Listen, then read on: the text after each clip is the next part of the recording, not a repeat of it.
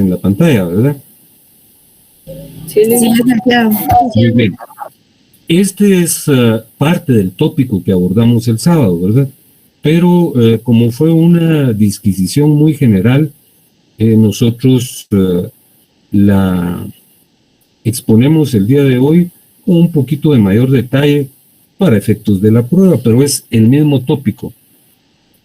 En las clases anteriores, el día lunes y miércoles de la semana pasada, hablamos de los antecedentes del amparo dentro de la historia universal. Empezamos trayendo a cuenta lo relacionado con las culturas mesopotámicas, luego hablamos de Grecia, de Roma, hablamos de los antecedentes del amparo en la Edad Media, hablando de la institución de justicia, luego hablamos del amparo en épocas más próximas, ¿verdad? Hasta concluir que algunos afirmaban que el amparo se sitúa dentro del contexto de la legislación napoleónica, ¿verdad? Pero el amparo surgió, como lo dije el sábado, ya se los había dicho a ustedes, en 1840, cuando don Manuel Crescencio Rejón redactó un proyecto de constitución para Yucatán, y dentro del mismo incluyó la regulación del amparo. Vamos a conversar ahora sobre los antecedentes del amparo en la legislación guatemalteca. Aquí lo relato en términos muy concisos, pero creo yo que referenciales a una época relativamente lejana, pero para el tránsito de la historia es muy próximo. Nosotros acabamos de cumplir 200 años de independencia, entre comillas, ¿verdad? Entonces todo esto ocurrió en el proceso que se suscitó después de la independencia. Fíjense que después del proceso denominado independencia, se emitieron ciertas leyes, cierta legislación, que es a la que yo aludo aquí. Fíjense que hubo dos constituciones ya en la época independiente. Nosotros nos independizamos en 1821. En 1824 formábamos parte de una federación, que eran las Provincias Unidas de Centroamérica. Eran los países que hoy conforman Centroamérica, ¿verdad? Guatemala, El Salvador, Honduras, Nicaragua y Costa Rica. Solo que estábamos vinculados por una relación federal, es decir, era una sola república, constituida por 5 estados, emulando la Unión Americana. Ustedes saben que la Unión Americana es una estructura federal, ¿verdad? Hay un gobierno federal y cada estado tiene su propio gobierno, ¿verdad? Así fue la República Federal de Centroamérica. Y en 1824 se emitió una constitución federal, ¿verdad? Había un presidente federal, ¿verdad? Que el primero fue Manuel José Arce y después fue Morazán, Francisco Morazán. Pues en 1824 se emitió una constitución federal y en 1825 se emitió una constitución del Estado de Guatemala. Es decir, había una constitución federal y una constitución estatal. En esas disposiciones no existía ninguna referencia en torno al amparo. No había ninguna norma que regulase dicho aspecto de manera precisa. De tal cuenta que sí habían algunos antecedentes. Por ejemplo, se reguló que debía existir una observancia plena de la Constitución y de las leyes, y se insistía en un respeto extremo a la libertad, porque fíjense que en esa época se hablaba de la justicia criminal, ¿verdad? No se hablaba del derecho penal, sino de justicia criminal, y al principio las manifestaciones de esa justicia criminal eran muy radicales y primitivas y severas. se fue volviendo poco a poco garantista del derecho penal, como se los ha de haber explicado ya su profesor. Y lo importante es que se estableció la sujeción de los funcionarios a la Constitución. Pero repito, en esas dos constituciones, la federal de 1824 y la del Estado de Guatemala de 1825, no existió ningún antecedente del amparo. Desde 1829 hubo una conflagración interna entre los liberales y los conservadores. Fíjense que nosotros ya éramos independientes y nos seguíamos rigiendo por las leyes españolas. Entonces eso de la independencia era un eufemismo, ¿verdad?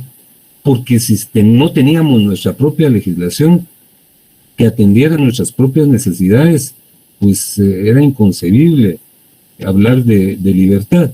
Lo que ocurrió fue que el sector poderoso del país, los oligarcas, pretendían emanciparse para mantener un comercio con todas las naciones distintas a España, porque durante el periodo colonial solo se podía comerciar con España. Entonces, esa conflagración que se suscitó en 1829, 8 años después de la independencia, fue entre los conservadores que querían mantener la situación tal y como estaba, una sujeción extrema a la Iglesia Católica y que se mantuviese una legislación colonial. Y los liberales fueron los que propugnaban por cambios radicales, ¿verdad? Que el Estado fuera laico y que definitivamente se emitieran nuevas leyes sustituyendo la legislación colonial. Ahí se eligió como jefe del Estado de Guatemala a Mariano Gálvez. Fíjense que hubo una reacción extrema, ¿verdad? Porque los liberales trataron de aplicar una sumatoria de políticas desarrollistas. Se opusieron a que la Iglesia Católica monopolizara la educación, porque las diferentes órdenes, ¿verdad? Franciscanos, dominicos, agustinos, eran los que impartían la educación. Entonces se propugnó porque surgiera una educación pública, alejada de las disposiciones clericales, una educación laica. Ocurrió que hubo oposición porque el país era muy religioso, pues, ¿verdad? La religión católica estaba muy acendrada y cuando se rescindió el diezmo, porque se pagaba diezmo, ¿verdad? A la Iglesia Católica, ahora se le paga a otras iglesias, pero entonces se generó un tumulto, ¿verdad? Al margen de eso se aplicó el sistema de jurados del Código de Livingston y la gente se insurreccionó, se sublevó, preferentemente en el oriente de la República. Y ahí fue cuando surgió Rafael Carrera, ¿verdad? Que se convirtió en un guerrillero que terminó defenestrando a los liberales y erigiéndose presidente vitalicio de Guatemala. El régimen de Rafael Carrera duró 30 años, hasta que se produjo la Revolución Liberal de 1871, que estuvo encabezada por don Miguel García Granados y por Justo Rufino Barrios. Ellos habían sido perseguidos y se habían ido a México, ahí habían comprado armas e invadieron el país. Pues el primer presidente liberal fue don Miguel García Granados, ¿verdad? Pero fíjense que él tuvo un gobierno efímero y no cumplió una promesa que él había formulado en el acta de Patsicía cuando la invasión se estaba produciendo, ¿verdad? Fíjense que lo sustituyó Barrios, que fue presidente durante un largo tiempo, ¿verdad? Él convocó una Asamblea Nacional Constituyente, pero la Asamblea se autodisolvió y Al autodisolverse, Barrios gobernó como un dictador hasta 1878, que fue cuando él convocó otra asamblea y se emitió esta constitución, la Constitución Liberal de 1879. Fíjense que esa constitución se le conoce como la Constitución de los 2 siglos, no porque haya estado vigente 2 siglos, sino porque fue emitida en el siglo XIX y derogada en el siglo XX. Bueno, la Constitución Liberal de 1879 fue objeto de muchas reformas. Yo se los platicaba el sábado. En 1885 fue la primera, en 1887 la segunda, en 1897 la tercera, en 1903 la cuarta, en 1921 la quinta, que es a la que hacemos alusión aquí. Fíjense que se hizo una reforma de la Constitución a través de los artículos 5, 7 y 8, que se referían a la libertad, a la defensa en juicio y a la inviolabilidad de la correspondencia, pero ahí apareció en el artículo 34 la primera norma que reguló el amparo. Entonces, para hacerla más sintética, yo les hice una referencia ahí en donde destacaba el problema entre liberales y conservadores, la defenestración del doctor Gálvez y el advenimiento como presidente vitalicio de Rafael Carrera, y les conté cómo fue emitida la Constitución de 1879, y que en la quinta reforma, la de 1921, que se profirió en relación a esta Constitución liberal, ahí se encuentra en el artículo 34 el advenimiento del amparo, que decía así textualmente. Aquí les estoy trasladando una parte del artículo que dice: la Constitución reconoce el derecho de amparo. Una ley constitucional anexa desarrollará esta garantía. Es decir, la Constitución la creó y señaló que una ley específica iba a regular el derecho, el proceso constitucional de amparo. Y en efecto, fíjense que con una rapidez increíble, la reforma de la Constitución ocurrió el 11 de marzo de 1921 y el 8 de abril fue promulgada la ley específica, ¿verdad? Bueno, fíjense que ese decía exactamente lo siguiente en su artículo primero: la ley: toda persona tiene derecho de pedir amparo en los casos y para los efectos siguientes.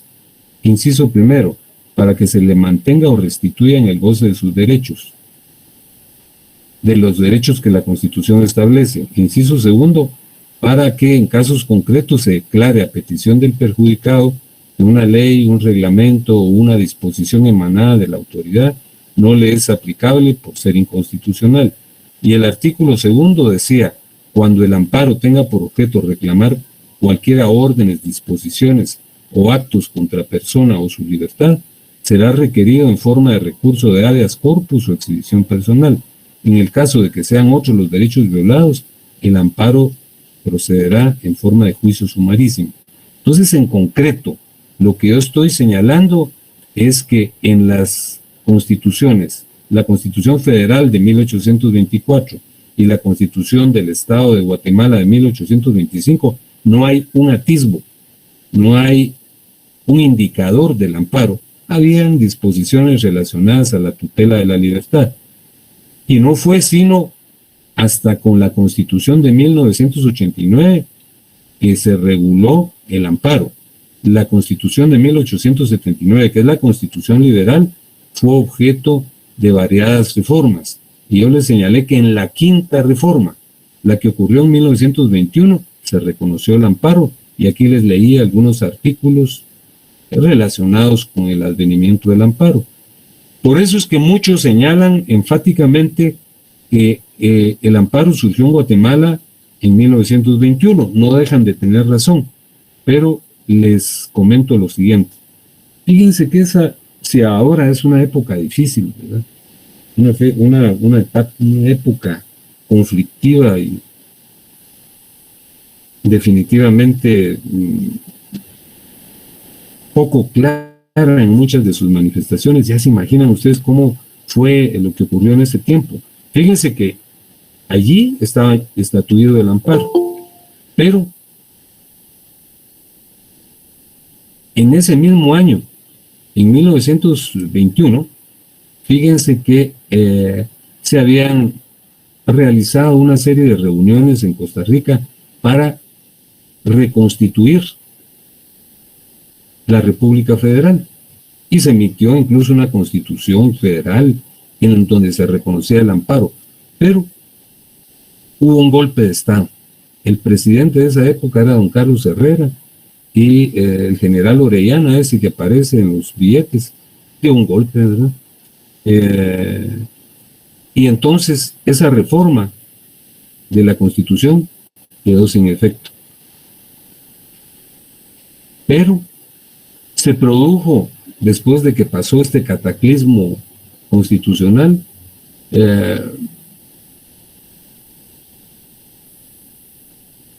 ocurrió una sexta reforma ya en el año 1927, tal y como lo dice el numeral 3. Entonces se volvió a reformar el artículo 34 y ahí se reconoce el amparo. Dice el artículo 34: las declaraciones, derechos y garantías que expresa la Constitución no excluyen otros derechos y garantías individuales no consignadas. Toda persona tiene derecho de pedir amparo. Y en mayo de 1928 se emitió la ley específica, ¿verdad? La ley de amparo, que es una ley constitucional. Entonces, si nos preguntan, como yo les voy a preguntar en el examen, ¿cuándo surgió el amparo en Guatemala? Pues algunos dicen que en 1921, en la quinta reforma de la Constitución de 1879, pero esa reforma quedó sin efecto porque se produjo un golpe de Estado. Y hasta 1927 la Constitución lo incluyó en el artículo 34. Y en 1928 se emitió la ley específica, la ley de amparo. Bueno, esa Constitución de 1878 quedó vigente hasta que en 1944 se suscita un acontecimiento muy singular en la historia de nuestro país, que fue la Revolución de Octubre de 1944. Entonces, en 1944 se derogó la Constitución liberal, ¿verdad? Y en 1945 se emitió la llamada Constitución Revolucionaria, ¿verdad? Entonces, esa Constitución de 1945 incluyó el amparo en el artículo 51. Durante el periodo revolucionario concurrieron a la historia de nuestro país dos presidentes: don Juan José Arévalo Bermejo, que es de muy grata recordación, y el coronel Jacobo Arden Guzmán, que fue defenestrado con una invasión, ¿verdad? Los Estados Unidos invadieron Guatemala, apoyados por el sector oligárquico del país, ¿verdad? Y lo invadieron porque se había emitido un decreto, que era el decreto 900, y expropió un gran sector de terreno de la United Fruit Company, que era una empresa norteamericana. Entonces, ante eso, señalaron a Arbenz de comunista y lo defenestraron. Entonces, esa Constitución, la de 1945, quedó sin efecto. Y en 1954, que se instaló un gobierno contrarrevolucionario, ¿verdad? Se emitió lo que se llamó el Estatuto Político de la República de Guatemala, que no incluyó el amparo, ¿verdad? Pero se suponía que estaba vigente porque el estatuto invocaba dentro de su contexto a una serie de instrumentos internacionales, ¿verdad? Como la Declaración de los Derechos del Hombre de la Organización de los Estados Unidos de 1948, o la 30ª resolución de un cónclave interamericano que se había desarrollado en Colombia, pero realmente no se podía tramitar el amparo porque se arguía que el estatuto político no le contemplaba. Es decir, en un primer periodo de la contrarrevolución, en donde se legisló al país bajo una constitución material, que era el Estatuto Político de la República de Guatemala, el amparo desapareció. Se convocó una Asamblea Nacional Constituyente y en 1956 sí se reguló el amparo en el artículo 79. Fíjense que esa Constitución de 1956 estuvo en vigencia un tiempo relativamente breve, porque ocurrió que dentro del marco de ese periodo, pues en 1957, creo yo, si mal no recuerdo, o 57, se eligió a un presidente que era el general e ingeniero Miguel Ydígoras Fuentes.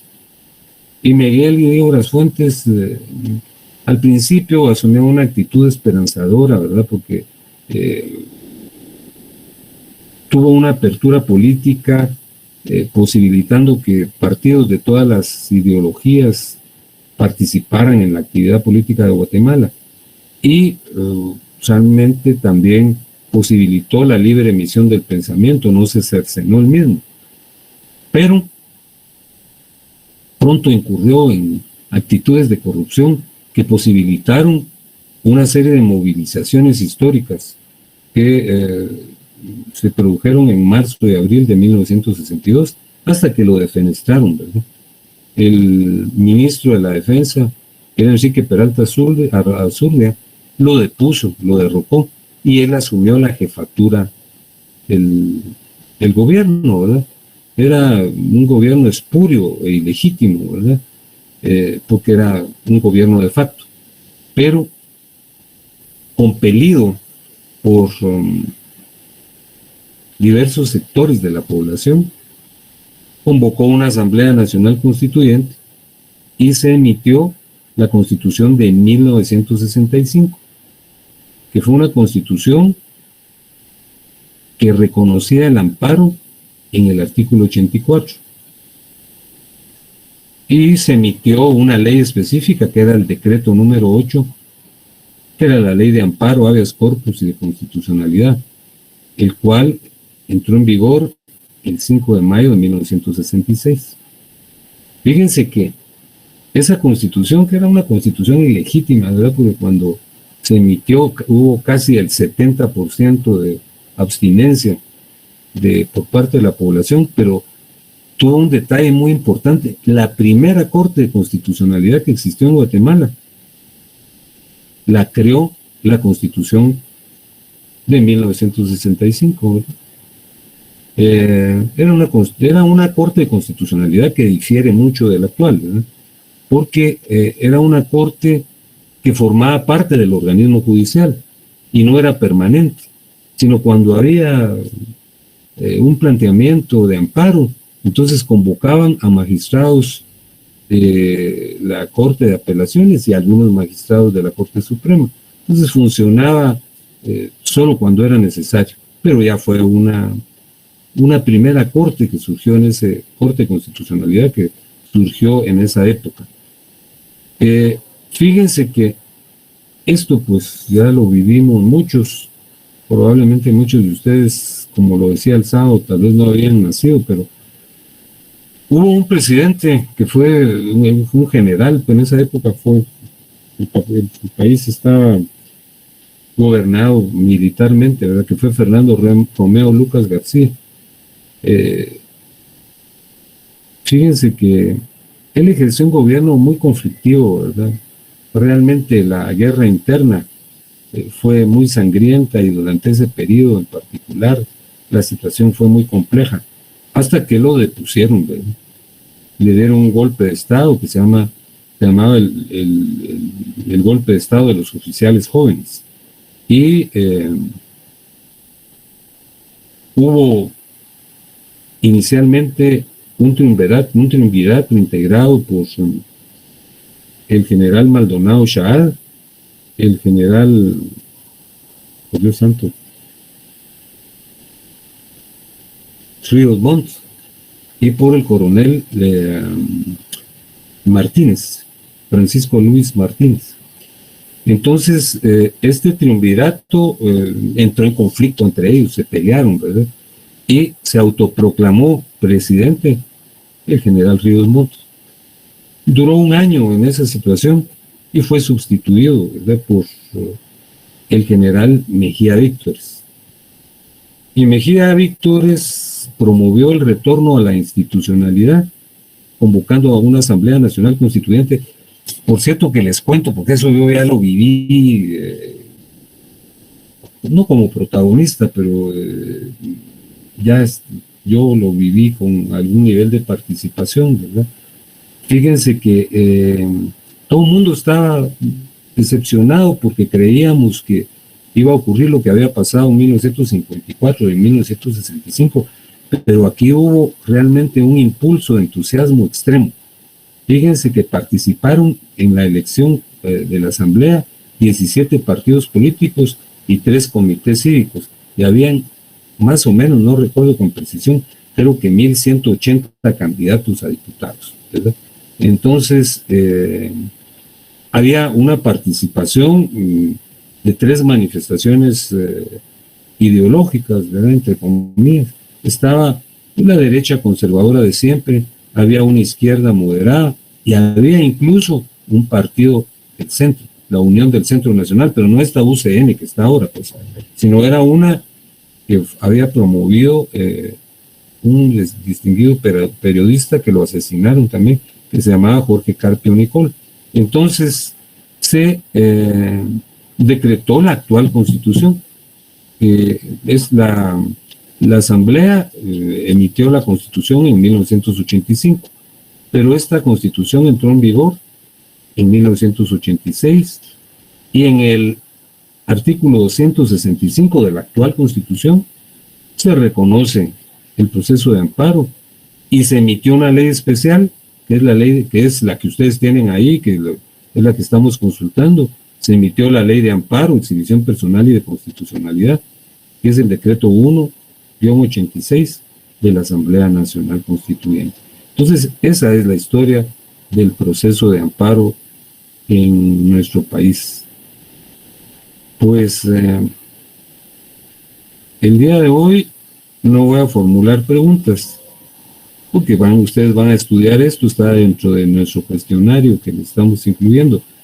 Solo les quiero preguntar, ya les fue remitido, ya lo comprobaron que lo tienen a la mano, ¿verdad? Sí, licenciado, muchas gracias. Muy bien. Entonces les repito lo que yo ya les señalé. Fíjense que ese cuestionario tiene 26 interrogantes, ustedes las van a resolver. De esas 26, yo voy a tomar 15 para redactar el examen. Les expongo de nueva cuenta que yo no sé por qué la coordinación nuestra se retarda tanto en esto, porque yo creo que los estudiantes deben estar informados con prelación. Hubo una información cuando el semestre empezó, en donde se señalaba que a partir del 17 empezaban los primeros exámenes parciales. Y dentro de esas primeras fechas estamos nosotros. Hoy me informaron que es 17 o 18, o a más tardar el 19, que sería el viernes de la semana entrante. Entonces yo les pido que redacten las respuestas de su cuestión. Miguel Ángel Castellanos Hernández pregunta si el cuestionario que entregar. Ahorita se lo voy a informar. Miguel Ángel, fíjese que yo estoy trayendo a cuenta que el cuestionario es una herramienta de estudio, no es un mecanismo para que me lo remitan y yo lo califique. No es así. Qué buena pregunta. No es una herramienta de evaluación, es una herramienta de estudio. Lo que posibilitamos con eso es constreñir, compendiar, concentrar el contenido del examen. Ustedes lo resuelven y lo estudian. No tienen que remitirme a mí las respuestas porque yo no las voy a calificar. Incluso, espero que no ocurra así, ¿verdad? Si ustedes quieren, no lo contestan, pues. Pero yo creo que es un mecanismo que posibilita, como me decía Ari y como me decía Gustavito, que ya estuvieron conmigo en el semestre anterior, y estoy seguro que muchos otros también. Ustedes lo desarrollan y al contestar lo están estudiando. Entonces, la redacción del examen está basada en el cuestionario. Yo tomo 15 interrogantes de ahí y así redacto el examen. Así es, Miguel Ángel. Espero que esté claro. Sí, gracias, licenciado. Esa era mi duda. Muchas gracias por Miguel Ángel, ¿usted no estuvo conmigo el semestre anterior? No, licenciado. Sí, por eso es que... Entonces, por eso remarco, insisto, enfatizo que no me lo tienen que remitir a mí, porque yo no lo voy a calificar. Solo es herramienta de estudio, ¿verdad? Es una herramienta de estudio. Y es una herramienta que concentra y posibilita que ustedes se dediquen a estudiar lo que les voy a preguntar, ¿verdad? Que no haya distractores y que no se me vayan por la colateral. Fíjense que a mí mejor ni lo cuento, ¿verdad? Pero alguien me contaba que les dejaron a estudiar un libro, ¿verdad? Un texto relativamente pequeño. Y no preguntan del texto, sino preguntan de la parte introductoria que estaba en una de las pastas ahí donde decía la biografía de la autora. Entonces, claro que eso es valedero, pues, pero yo considero que, miren, en la jornada nocturna, así como me decía Ari, que donde trabaja y que buena parte del día se está elaborando y muchos de ustedes trabajan, regresa uno a la casa. Yo estudié en la noche también, ¿verdad? Sé lo que es eso. Entonces, mientras haya menos distractores, por lo menos en procesal constitucional, ustedes se concentran más en ese tópico. Así es.